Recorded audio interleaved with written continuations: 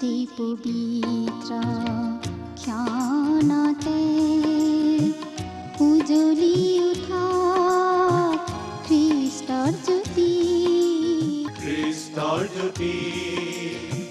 গ্ৰহণ কৰাই ভক্তি বচন এই মাথোন আমাৰ মিনতি গ্ৰহণ কৰাই ভক্তি বচন এই মাথোন আমাৰ।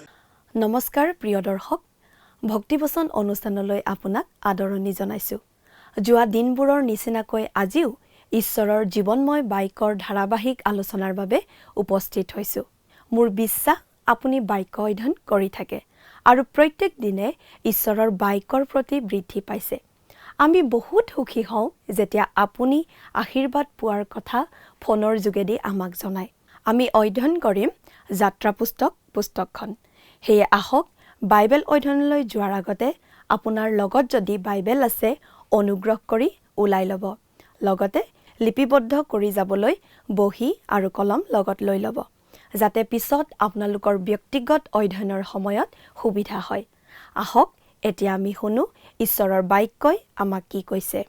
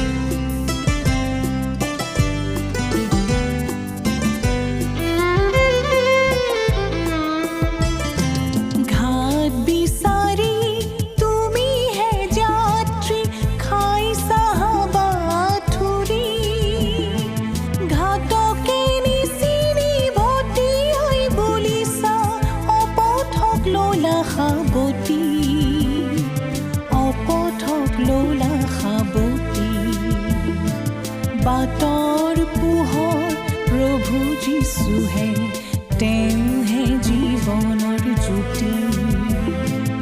এই জীৱনৰে বাট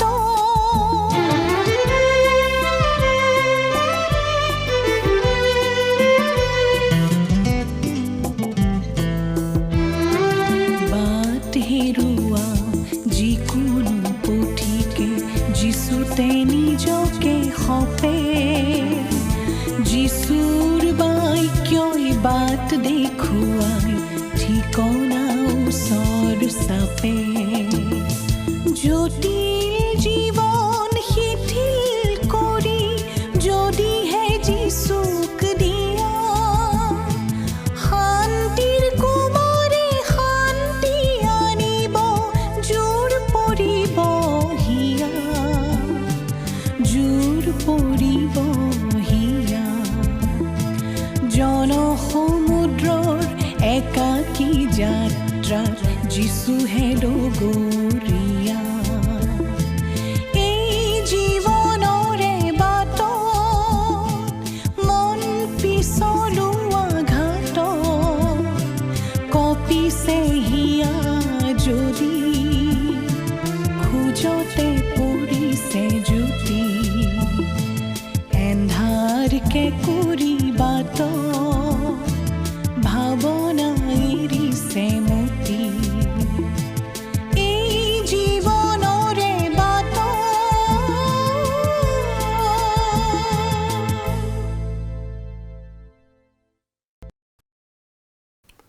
নমস্কাৰ। খ্ৰীষ্টীয় বিশ্বাসী লোকসকলৰ বাবে বিশেষভাৱে প্ৰস্তুত কৰা বাইবেল অধ্যয়নৰ ধাৰাবাহিক অনুষ্ঠান ভক্তিবচনলৈ আপোনালোকক উষ্ম আদৰণি জনাইছোঁ। এই অনুষ্ঠানত আমি গোটেইখন বাইবেলৰ অধ্যয়ন আগবঢ়াম। মাজে মাজে পুৰণি নিয়মৰ পৰা আৰু মাজে মাজে নতুন নিয়মৰ পৰা একোখন পুস্তক আমি অধ্যয়নৰ বাবে ল'ম আৰু প্ৰতিটো পদ পঢ়ি তাৰ সহজ সৰল ব্যাখ্যা আগবঢ়াবলৈ চেষ্টা কৰিম। এই অনুষ্ঠানটো যদি আপুনি নিয়মিতভাৱে চাই থাকে তেতিয়াহ'লে আপুনি গোটেইখন বাইবেল পঢ়াৰ আৰু বুজি পোৱাৰ এটা সুযোগ লাভ কৰিব। প্ৰিয় দৰ্শক, আমি এতিয়া বাইবেলৰ পুৰণি নিয়ম খণ্ডৰ দ্বিতীয়খন পুস্তক অৰ্থাৎ যাত্ৰা পুস্তকৰ অধ্যয়ন কৰি আছোঁ। আপুনি যদি আমাৰ আগৰ অনুষ্ঠানটো চাইছিল তেনেহ'লে আপোনাৰ নিশ্চয় মনত আছে যে যোৱা অনুষ্ঠানত আমি এই যাত্ৰা পুস্তকৰ 20 নম্বৰ অধ্যায়ৰ শেষৰটো পদলৈকে পঢ়ি তাৰ ভিত্তিত আলোচনা আগবঢ়াইছিলোঁ। আজিৰ অনুষ্ঠানত আমি এই যাত্ৰা পুস্তকৰ 21 নম্বৰ অধ্যায়টো চাব খুজিছোঁ। ঈশ্বৰে মুছিৰ নেতৃত্বত ইছৰাইল জাতিক মিছৰ দেশৰ পৰা উদ্ধাৰ কৰি আনিলে। আচৰিত ধৰণে লোহিত সাগৰ দুফাল কৰি শুকান ভূমি উলিয়াই সেই শুকান ভূমিৰে ইছৰাইলীয়বোৰক সাগৰ পাৰ কৰালে আৰু পিছে পিছে খেদি অহা মিছৰীয়াবোৰক সাগৰৰ পানীত বুৰাই সমুলঞ্চে ঈশ্বৰে ধ্বংস কৰিলে।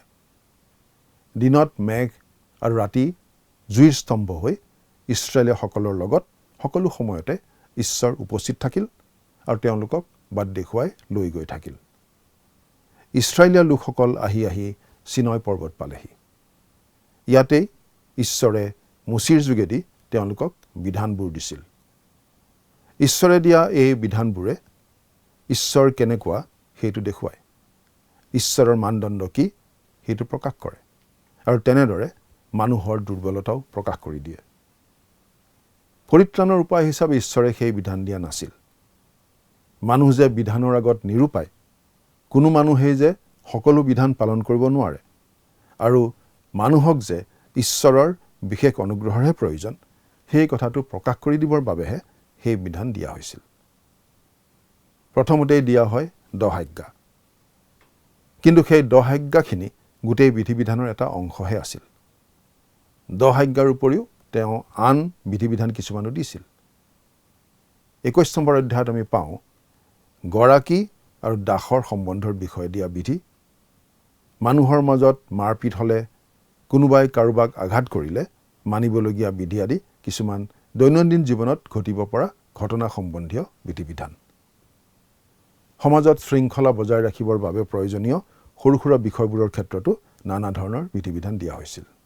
যাত্ৰা পুস্তক 21 নম্বৰ অধ্যায়ত আমি সামাজিক বিধি বিধানৰ বিষয়টো পাওঁ। এই সময়ত বিধানৰ এই অংশটো এটা গুৰুত্বপূৰ্ণ বিষয় আছিল, কাৰণ মাত্ৰ কিছুদিন আগলৈকে ইছৰাইলীয়সকল মিছৰ দেশত দাস হৈ আছিল। গতিকে তেওঁলোকে তাৰ পৰা উদ্ধাৰ পাই অহাৰ পাছত প্ৰতিজ্ঞাৰ দেশত বসতি কৰিবলৈ আৰম্ভ কৰাৰ লগে লগে এই নিয়মবোৰ প্ৰয়োজনীয় হৈ পৰিব। এটা সম্পূৰ্ণ নতুন পৰিৱেশত তেওঁলোকে এতিয়া থাকিব লাগিব আৰু তেওঁলোকৰ দৈনন্দিন জীৱন আৰু সামাজিক জীৱনত তেওঁলোকে এই নীতি নিয়মবিলাক মানি চলিব লাগিব। এতিয়া আমি বাইবেলৰ পৰা পাঠ কৰি দিম। যাত্ৰা পুস্তক 21 নম্বৰ অধ্যায়ৰ 1 আৰু 2 নম্বৰ পদ পাঠ কৰি দিম। তুমি যি যি শাসন প্ৰণালী তেওঁবিলাকৰ আগত প্ৰকাশ কৰিবা সেয়ে এই।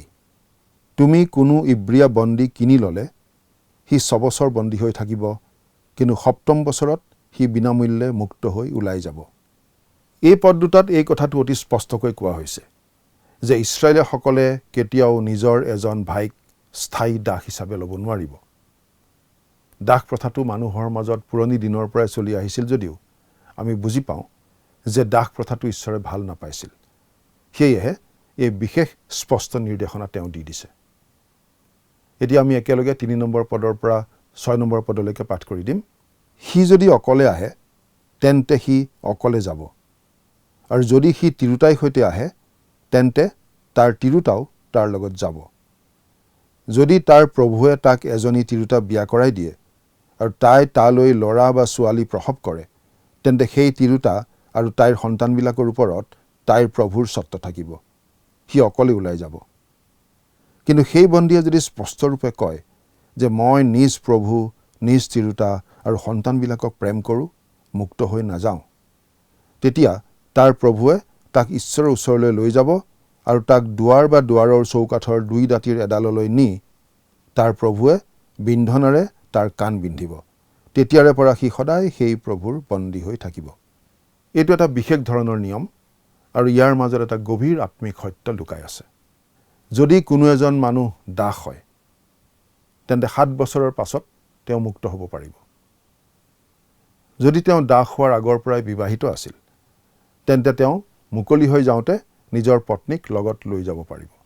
কিন্তু যদি তেওঁ দাস হৈ থকা অৱস্থাতে বিয়া কৰাইছিল, অৰ্থাৎ যদি তেওঁ ইতিমধ্যে মালিকৰ দাসী হৈ থকা কোনো এগৰাকী মহিলাক বিয়া কৰাইছিল তেন্তে 7 বছৰৰ শেষত তেওঁ মুক্ত হ'লেও তেওঁৰ পত্নীক এৰি যাব লাগিব, কাৰণ তেওঁৰ পত্নী মালিকৰ দাসী হৈ থাকিব। তেওঁ অৱশ্যে পত্নী আৰু মালিক দুয়োকে যদি ভাল পায় তেনেহ'লে স্বইচ্ছাই মালিকৰ লগতে থাকি যাবলৈ তেওঁ সিদ্ধান্ত ল'ব পাৰিব। যদি তেওঁ তেনেদৰে মালিকৰ লগতে চিৰদিন থাকি যাবলৈ সিদ্ধান্ত লয় তেতিয়া তেওঁৰ মালিকে তেওঁৰ কাণত বিন্ধা এটা কৰি দিব আৰু সেই বিন্ধাটোৱেই বুজাব যে তেওঁ নিজৰ মালিকৰ চিৰদিনৰ সেৱা কৰিব। তেওঁ মালিকৰ চিৰদিন দাস হৈ থাকিব। আমি বিশেষভাৱে মন কৰিব লাগে যে ইয়াৰ মাজেৰে প্ৰভু যীশুখ্ৰীষ্টৰ এক সুন্দৰ ছবি দাঙি ধৰা হৈছে। প্ৰভু যীশুখ্ৰীষ্ট এই পৃথিৱীলৈ আহিল আমাৰ নিচিনা তেজ মঙহৰ মানুহ হৈ।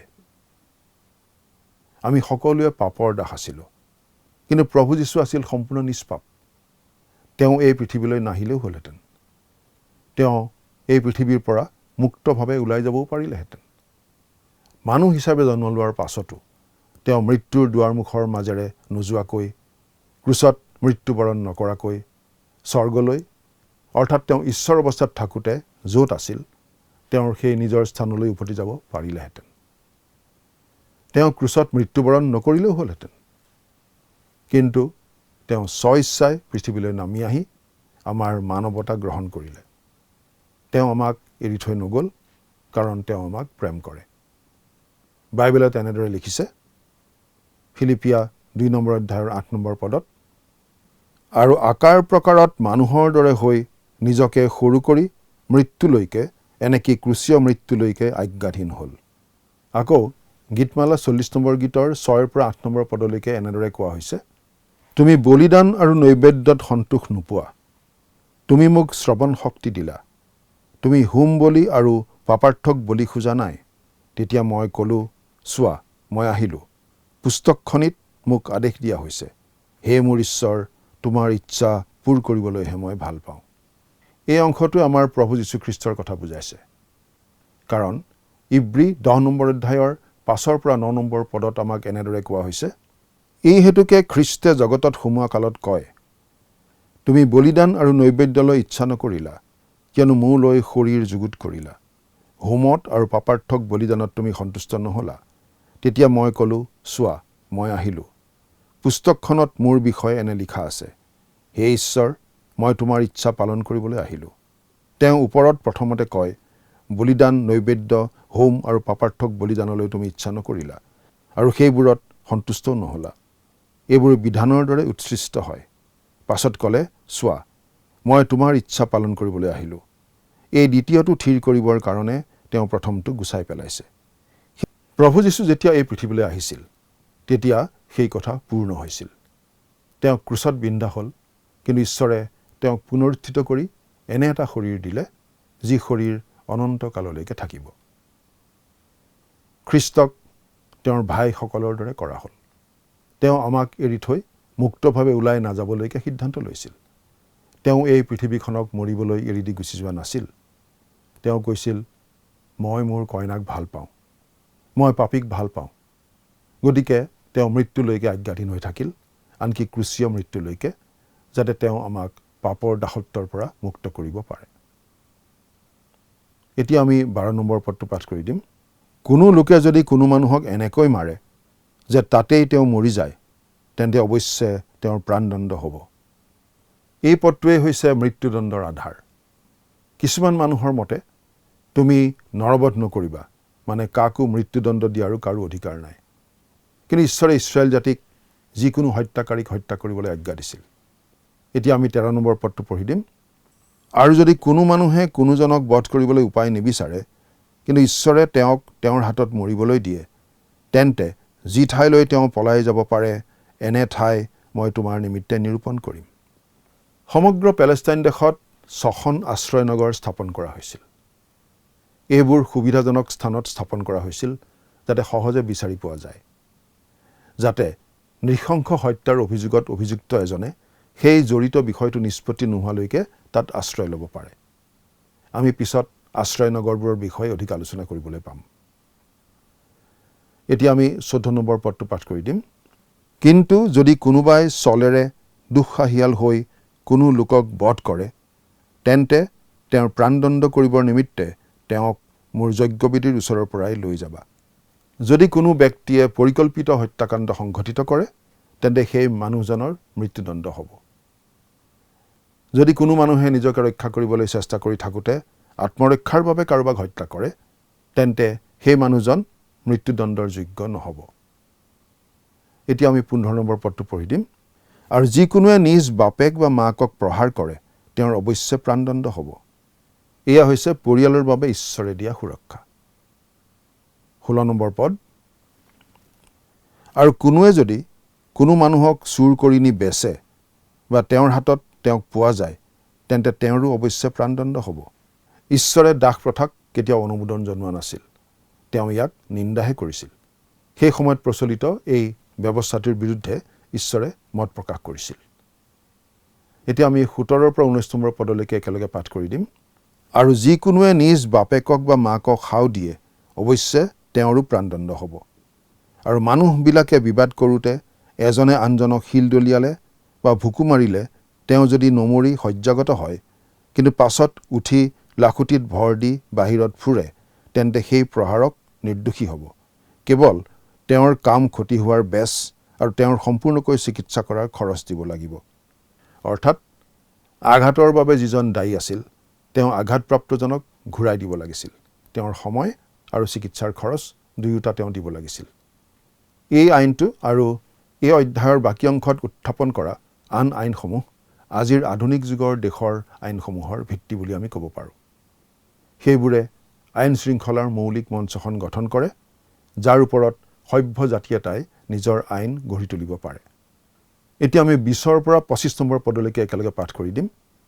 আৰু কোনোৱে নিজ বন্দী বা বেটীক লাখুটিৰে মাৰোঁতে সি যদি তেওঁৰ হাতত মৰে, তেন্তে তেওঁ অৱশ্যে দণ্ড পাব।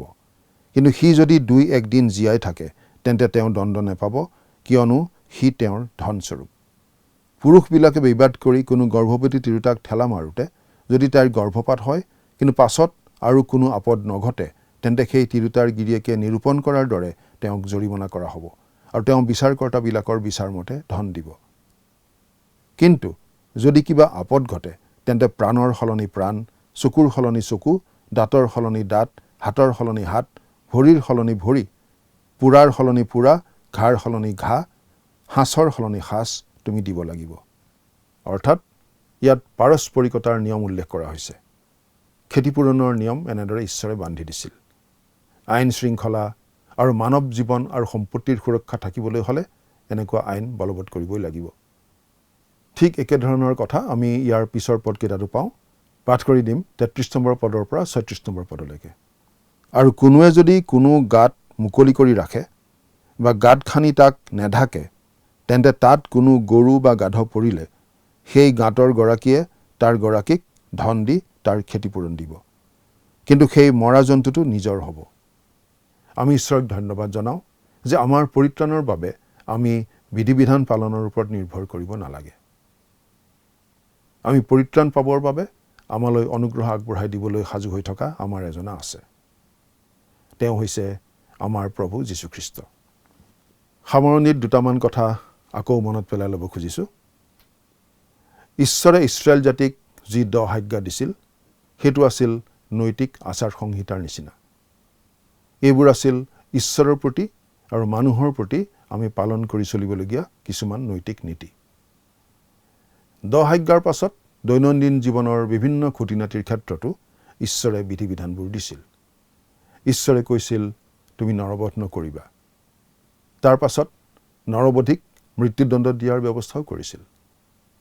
কেৱল নৰবধেই নহয়, আন আন অপৰাধ কিছুমানৰ বাবেও মৃত্যুদণ্ডৰ বিধান দিয়া হৈছিল। এই বিধি বিধানবোৰৰ তুলাচনীৰে চালে কোনো মানুহে আচলতে সম্পূৰ্ণ নিৰপৰাধীৰূপে সাৰি যাব নোৱাৰে।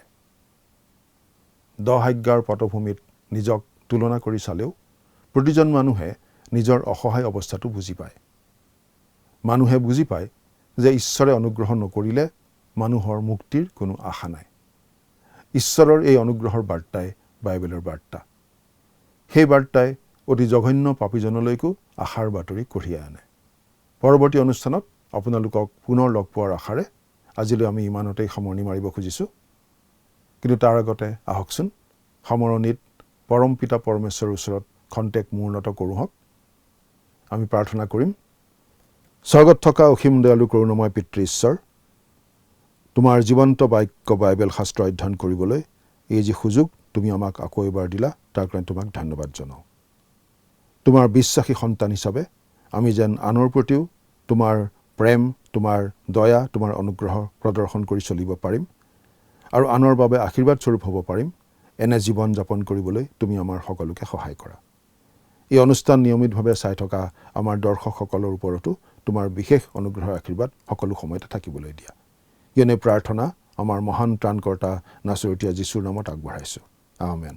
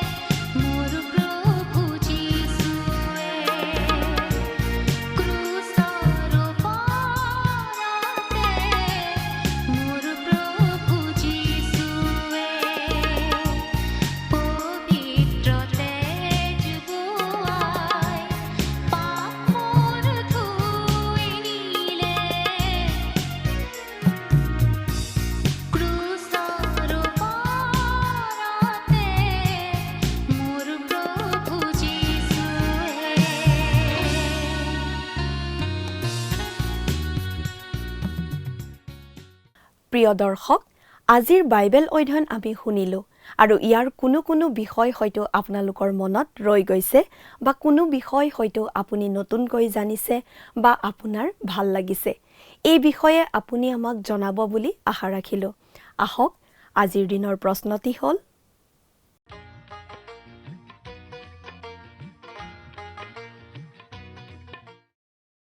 যোৱা অনুষ্ঠানত প্ৰচাৰিত প্ৰশ্নটিৰ শুদ্ধ উত্তৰ হৈছে নৈতিক আচাৰ সংহিতাৰ নিচিনা।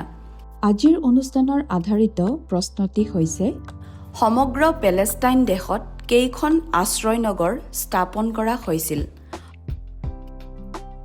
অপশ্যন এ 6খন, অপশ্যন বি 5খন, অপশ্যন চি 3খন, অপশ্যন ডি 7খন।